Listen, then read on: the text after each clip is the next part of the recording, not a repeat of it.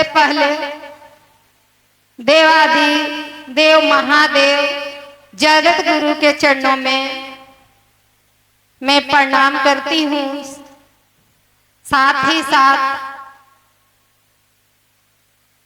माता भवानी के चरणों में प्रणाम करती हूँ। मेरे प्रणाम को स्वीकार करें। इस कालखंड के महामानव साहब श्री हरिंद्रानंद एवं शक्ति स्वरूपा दीदी नीलमानंद के चरणों में मेरा प्रणाम हो।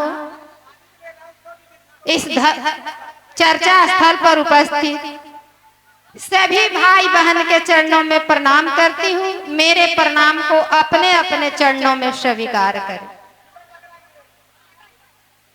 देखिए, हम शिव शिष्यों का एक ही उद्देश्य है कि शिव मेरे गुरु हैं तो जन जन के एक एक व्यक्ति के हो जाएं।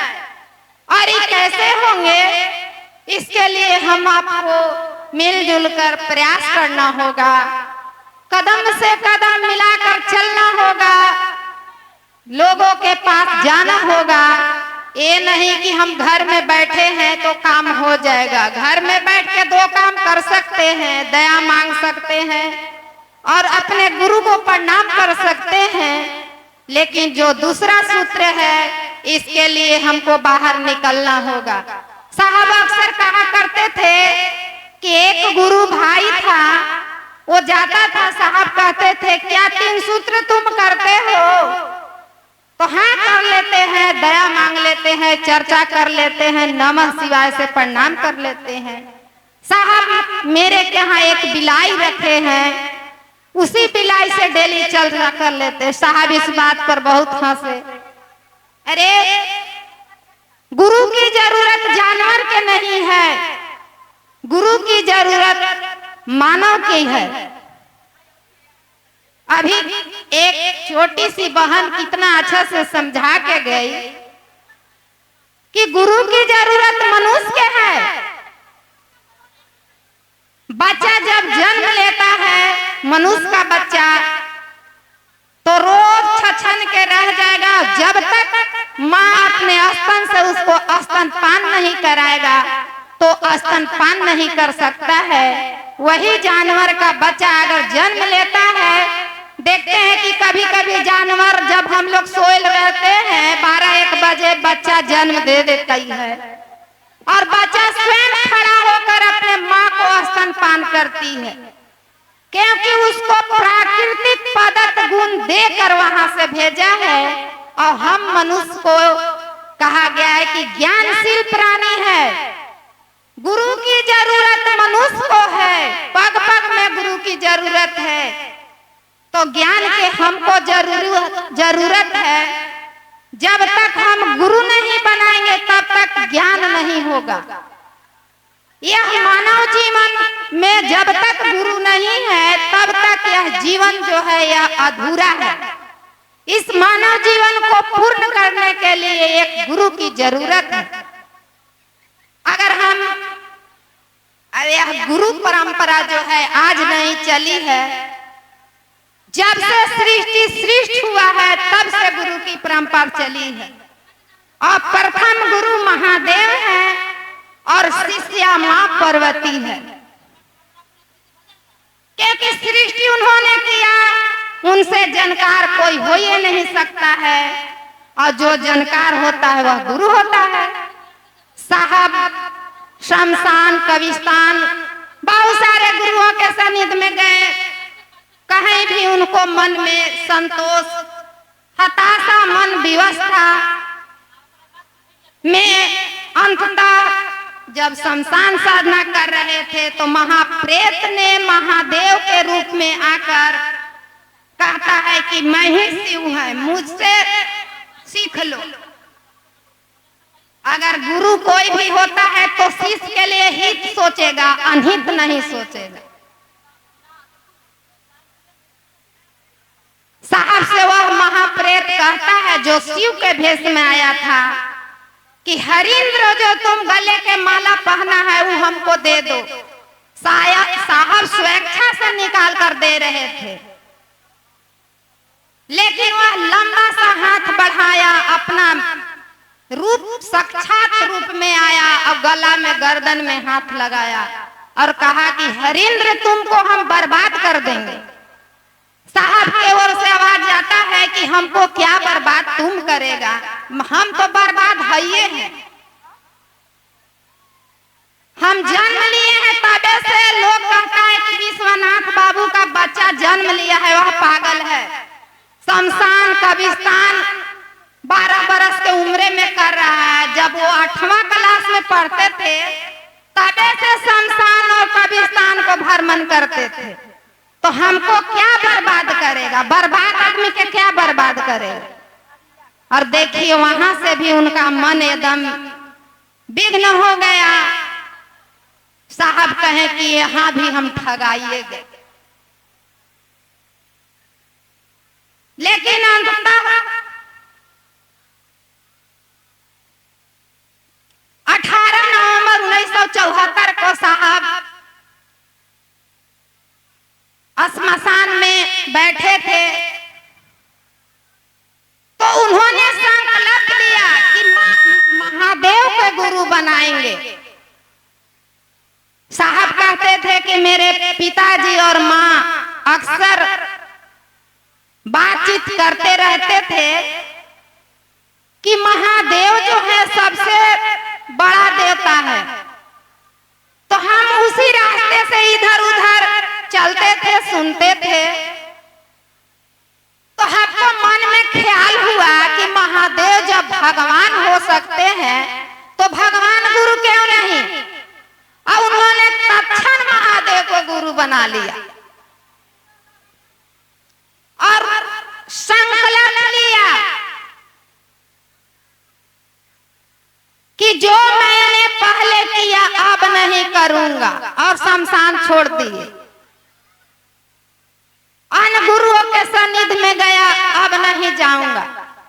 अब जो महादेव सिखाएंगे वही सीखेंगे। अब नया गुरु बदल लिए है। बच्चा जब दूसरा से तीसरा में जाता है तो कहता है कि अभी नहीं पढ़ेंगे माँ, अभी हमको बुक ले आएगा, किताब ले आएगा तीसरा क्लास के, तब हम पढ़ेंगे। उसी तरह महादेव कहे कि अब तो हम गुरु बदल लिए, तो जो गुरु कहेंगे वही करेंगे। और देखिए साहब ने शिव को गुरु बनाया और फिर वो सोचते हैं कि महादेव के तो गुरु बना लिए, उनको शर्त में बांध दिए कि आप अगर आसमान से आइएगा, साक्षात महादेव आइएगा, त्रिशूल कमंडल जटा जुट आइएगा और कहिएगा कि मैं ही गुरु हैं, हमसे सीख लो, तो हम आपको नहीं मानने वाला है। क्योंकि वैसा वैसा बहुत महादेव के भेष में आया वो हमको ठगा, तो हम मानने वाला नहीं है। साहब सोच रहे हैं कि अब तो ये कह लिए, संकल्प ले लिए, लेकिन किसी चीज की जरूरत पड़ेगी तो अब हम किससे कहेंगे, किससे बात करेंगे। और देखिए साहब 18 नवंबर 1975 को मुजफ्फरपुर के तुर्की ट्रेनिंग कॉलेज के हाथे में बैठे थे। सुबह की समय थी, कुर्सी लगाकर बैठे थे क्योंकि साहब का पिताजी शिक्षा विभाग के डायरेक्टर थे और वहीं हाथा में बैठे हुए थे। वे चाबी लिए थे और चाबी को डोला रहे थे। अचानक उनके शरीर में कंपन आता है और सांस पर नमः आता है और शिवाय से उतर जाता है। साहब कहते हैं कि और एकरे तो खोजत रही, जो खोजत रही से मिल गई। माँ अंदर थी, माँ दौड़ ला रही है, बबुआ का खोजत रहा, का मिल गई। तो चाबी झट से चाबी लिए थे, चाबी थोड़ा सा नीचे गिरा दिए, घास पर से इसे उठा लिए हाथ में। माँ से नहीं कहे, मन में कहे कि मेरा जीवन का चाबी मिल गया और चाबी उठाए। माँ मेरा चाबी गिरा था, चाबी उठा। दूसरा सूत्र साहब को बेगूसराय में मिला। जब वह अपने मित्र के यहाँ गए थे, उनका मित्र का नाम था रहोत्की सर, उनसे साहब से बड़े थे, वो भी मजिस्ट्रेट थे। वहां सुबह के समय में बैठे थे, साहब के वहां भी आया कि हरिंद्र जो तुम करते हो लोगों को कहो। साहब कहे कि हम कहते हैं, तो क्या कहते हो? तो साहब वहां मौन हो गए। साहब सबको कहते थे नमः शिवाय करिए। अगर नमः शिवाय करने के लिए खाली कहेंगे चर्चा बढ़ेगा?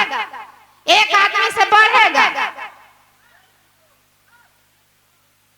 तो ये नहीं कहना जो तुम करते हो लोगों को करने को कहो। माने तू तो महादेव के काम करते हो, लोगों को भी इस बात को कहने को कहो। साहब ने कहा कि क्या आपको प्रचार की जरूरत है? आपको कौन नहीं जानता है? आप जगत में के मालिक है, आपको कौन नहीं जानता है? तो महादेव कहते हैं, साहब कहते हैं कि नहीं, गुरु के रूप में नहीं लोग जानता है। वेद पुराण सब में रचित है, लेकिन आज तक ब्राह्मण लोग बताएं कि महादेव गुरु है, उनको गुरु बना लीजिए। कोई बताया? पढ़ा लेकिन समझा नहीं। तब महादेव साहब ने लोगों को कहने के लिए कहे। और तीसरा जो पहला सूत्र दया है, वह उनको तीसरा सूत्र में मिला। जब सिंहेश्वर स्थान महादेव को रसगुल्ला खिलाने के जब बारी आया, दोस्तों के साथ बाजी लगा कि आपके महादेव के जब ही जानेंगे कि जब सिंहेश्वर स्थान आप रसगुल्ला खिला दीजिएगा। जाड़ा का समय था, महादेव पसीना से साहब लथपथ हो रहे थे क्योंकि इज्जत की बात थी। अब बोले कि महादेव इज्जत रखें। 50 रसगुल्ला में से 25 रसगुल्ला गायब, 15 रसगुल्ला गायब और 35 रसगुल्ला आधे आध हो गया। तो दया हुआ। साहब कहे कि ये तो महादेव की दया है। इसलिए साहब ने कहा कि पहला सूत्र में दया मांगिए, दया के बिना कोई नहीं होता है।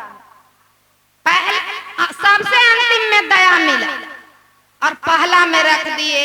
चर्चा दूसरा में मिला, दूसरा में रख दिए। नमः शिवाय सबसे पहले मिला, उसको अंतिम में रख दिए। तो देखिए समय का अभाव है। इतना ही कहकर मैं अपने वाणी को अपने गुरु शिव के चरणों में कुछ क्षण के लिए विराम देते हुए आप सभी को प्रणाम करती हूँ। मेरे प्रणाम को अपने अपने चरणों में स्वीकार करें। आइए।